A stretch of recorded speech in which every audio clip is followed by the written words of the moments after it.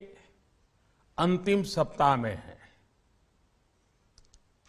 2022 बस आने ही वाला है। आप सभी 2022 के स्वागत की तैयारी में जुटे हैं, लेकिन उत्साह और उमंग के साथ ही ये समय सचेत रहने का भी है। आज दुनिया के कई देशों में कोरोना के नए वेरिएंट ओमिक्रॉन की वजह से संक्रमण बढ़ रहा है। भारत में भी कई लोगों के ओमिक्रॉन से संक्रमित होने का पता चला है। मैं आप सभी से आग्रह करूंगा कि पैनिक न करें। हां, सावधान रहें, सतर्क रहें, मास्क उसका भरपूर उपयोग करें और हाथों को थोड़ी थोड़ी देर पर धुलना, इन बातों को हमें भूलना नहीं है। आज जब वायरस म्यूटेट हो रहा है तो हमारी चुनौतियों का सामना करने की ताकत और आत्मविश्वास भी मल्टीप्लाई हो रहा है। हमारी इनोवेटिव स्पिरिट भी बढ़ रही है। आज देश के पास 18 लाख आइसोलेशन बेड्स हैं, 5 लाख ऑक्सीजन सपोर्टेड बेड्स हैं, 1,40,000 आईसीयू बेड्स हैं। आईसीयू और नॉन आईसीयू बेड्स को मिला दें तो 90,000 बेड्स विशेष तौर पर बच्चों के लिए भी हैं।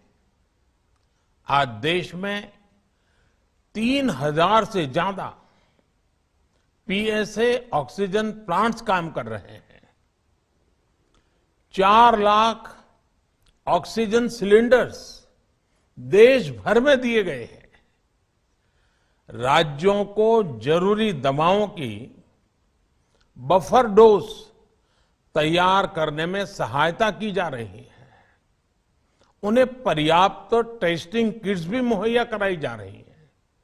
साथियों, कोरोना वैश्विक महामारी से लड़ाई का अब तक का अनुभव यही बताता है कि व्यक्तिगत स्तर पर सभी दिशा निर्देशों का पालन कोरोना से मुकाबले का बहुत बड़ा हथियार है। और दूसरा हथियार है वैक्सीनेशन।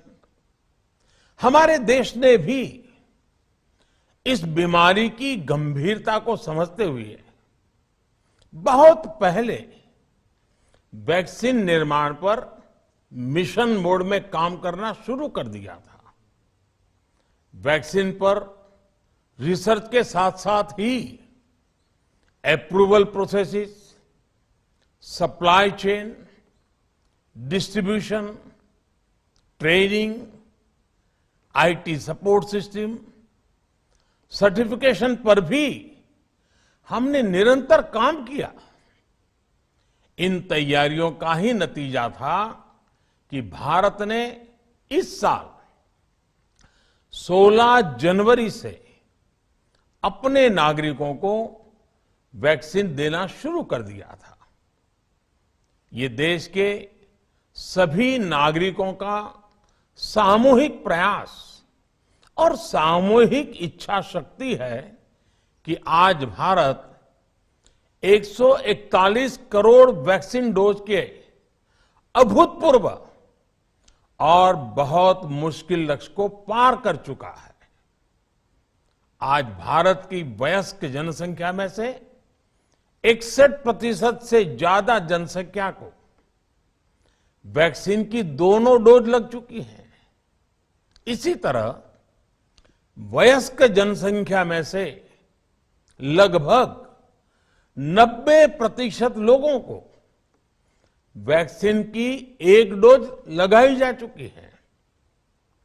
आज हर भारतवासी इस बात पर गर्व करेगा कि हमने दुनिया का सबसे बड़ा, सबसे विस्तारित और कठिन भौगोलिक स्थितियों के बीच इतना सुरक्षित वैक्सीनेशन अभियान चलाया।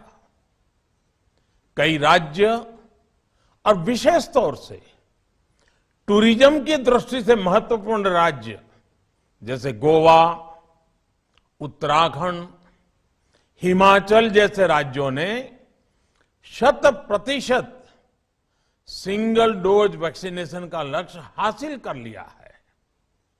आज देश के दूर सुदूर गांवों में जब 100% वैक्सीनेशन की खबरें आती हैं तो मन को संतोष होता है। यह प्रमाण है हमारे हेल्थ सिस्टम की मजबूती का, हमारी टीम डिलीवरी का, हमारे हेल्थ केयर वर्कर्स के डेडिकेशन और कमिटमेंट का, और देश के सामान्य मानवी के अनुशासन और विज्ञान में उनके विश्वास का। हमारे देश में जल्दी ही नेजल वैक्सीन और दुनिया की पहली डीएनए वैक्सीन भी शुरू होगी। साथियों, कोरोना के खिलाफ भारत की लड़ाई शुरू से ही वैज्ञानिक सिद्धांतों, वैज्ञानिक परामर्श और वैज्ञानिक पद्धति पर आधारित रही है। पिछले 11 महीने से देश में वैक्सीनेशन अभियान चल रहा है। देशवासी इसके लाभ भी महसूस कर रहे हैं। उनकी रोजमर्रा की जिंदगी सामान्य हो रही है। आर्थिक गतिविधियां भी दुनिया के कई देशों की तुलना में उत्साहजनक रही हैं। लेकिन साथियों, हम सभी जानते हैं कि कोरोना अभी गया नहीं है। ऐसे में सतर्कता बहुत जरूरी है। देश को सुरक्षित रखने के लिए, देशवासियों को सुरक्षित रखने के लिए हमने निरंतर काम किया है। जब वैक्सीनेशन शुरू हुआ तो उसमें भी वैज्ञानिक सुझावों के आधार पर ही ये तय किया गया कि पहली डोज किसे देना शुरू किया जाए, पहली और दूसरी डोज में कितना अंतराल हो, स्वस्थ लोगों को कब वैक्सीन लगे, जिन्हें कोरोना हो चुका है उन्हें कब वैक्सीन लगे, और जो कोमॉर्बिडिटी से ग्रस्त हैं उन्हें कब वैक्सीन लगे। ऐसे निर्णय लगातार किए गए और ये परिस्थितियों को संभालने में काफी मददगार भी साबित हुए हैं। भारत ने अपनी स्थिति परिस्थिति के अनुसार भारत के वैज्ञानिकों के सुझाव पर ही अपने निर्णय लिए हैं। वर्तमान में ओमिक्रॉन की चर्चा जोरों पर चल रही है। विश्व में इसके अनुभव भी अलग अलग है, अनुमान भी अलग अलग है। भारत के वैज्ञानिक भी इस पर पूरी बारीकी से नजर रखे हुए हैं, इस पर काम कर रहे हैं। हमारे वैक्सीनेशन को आज जब 11 महीने पूरे हो चुके हैं तो सारी चीजों का वैज्ञानिकों ने जो अध्ययन किया है और विश्व भर के अनुभवों को देखते हुए आज कुछ निर्णय लिए गए हैं। आज अटल जी का जन्मदिन भी है, क्रिसमस का त्योहार भी है, तो मुझे लगा कि इस निर्णय को आप सबके साथ साझा करना चाहिए। साथियों, 15 साल से 18 साल की आयु के बीच के जो बच्चे हैं, अब उनके लिए देश में वैक्सीनेशन प्रारंभ होगा। 2022 में 3 जनवरी को सोमवार के दिन से इसकी शुरुआत की जाएगी।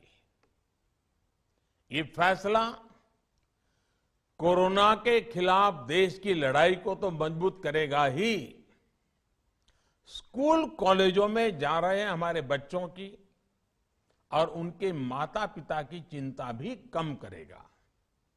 साथियों, हम सबका अनुभव है कि जो कोरोना वॉरियर्स हैं, हेल्थ केयर और फ्रंटलाइन वर्कर्स हैं, इस लड़ाई में देश को सुरक्षित रखने में उनका बहुत बड़ा योगदान है। वो आज भी कोरोना के मरीजों की सेवा में अपना बहुत समय बिताते हैं। इसलिए प्रिकॉशन की दृष्टि से सरकार ने निर्णय लिया है कि हेल्थ केयर और फ्रंटलाइन वर्कर्स को वैक्सीन की प्रिकॉशन डोज भी प्रारंभ की जाए। इसकी शुरुआत 2022 में 10 जनवरी सोमवार के दिन से की जाएगी। साथियों, कोरोना वैक्सीन का अब तक का ये भी अनुभव है कि जो अधिक आयु वाले हैं और पहले से ही किसी न किसी गंभीर बीमारी से पीड़ित है, उन्हें प्रिकॉशन लेना सलाह योग्य है। इसको ध्यान में रखते हुए 60 वर्ष से ऊपर की आयु के कोमॉर्बिडिटी वाले नागरिकों को उनके डॉक्टर की सलाह पर वैक्सीन की प्रिकॉशन डोज का विकल्प उनके लिए उपलब्ध होगा। ये भी 10 जनवरी से प्रारंभ होगा। साथियों, मेरा एक आग्रह है कि अफवाह, भ्रम और डर पैदा करने के जो प्रयास चल रहे हैं, उनसे बचना चाहिए। हम सभी देशवासियों ने मिलकर अब तक दुनिया का सबसे बड़ा वैक्सीनेशन अभियान चलाया है। आने वाले समय में हमें इसको और गति देनी है और विस्तार देना है।